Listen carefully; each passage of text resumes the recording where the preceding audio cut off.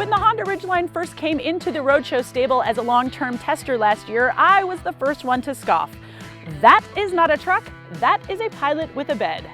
Well, after plenty of road trips, a little bit of light off-roading, and a ton of video gear hauling, I may have changed my hateful tune. The Ridgeline is the truck that most of America needs, and it even has a few advantages over a real truck.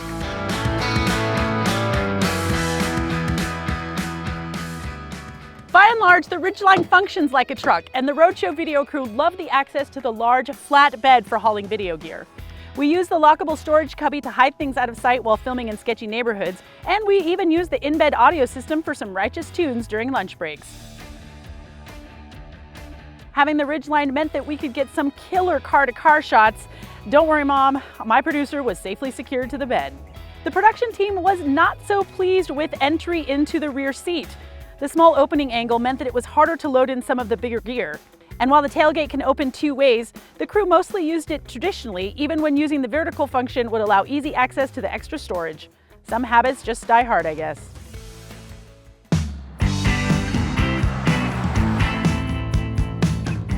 The Ridgeline is powered by a 3.5-liter V6 engine, which is good for 280 horsepower and 262 pound-feet of torque, and that is mated to a 6-speed automatic transmission. Now, we took this guy out on a lot of road trips, and it never wavered. Whether we were on long, open stretches of highway or up in the twisties of the mountains, the acceleration was always good, and the handling is excellent. And that really is where the Ridgeline has it over other trucks. It's got independent suspension on all four corners, so it's a much more comfortable ride. Plus, its unibody construction just means that it drives more like the aforementioned Honda Pilot than it does, let's say, a Toyota Tacoma. There's no solid rear axle in the Ridgeline, and there's really no 4x4 system to speak of. I mean, there's no 2-speed transfer case, so there's no 4-low. All you've got is all-wheel drive and a traction management system that allows for normal, snow, mud, and sand. Now that's going to adjust your throttle, transmission, and torque parameters, and that's really where we had a problem. After taking the Ridgeline down to Death Valley and driving along 52 miles of pretty bad washboard roads, we blew out the rear shocks. Oops, sorry. But they were under warranty and the dealer fixed them up just good as new. Now that doesn't mean that the Ridgeline doesn't have any kind of off-road capability.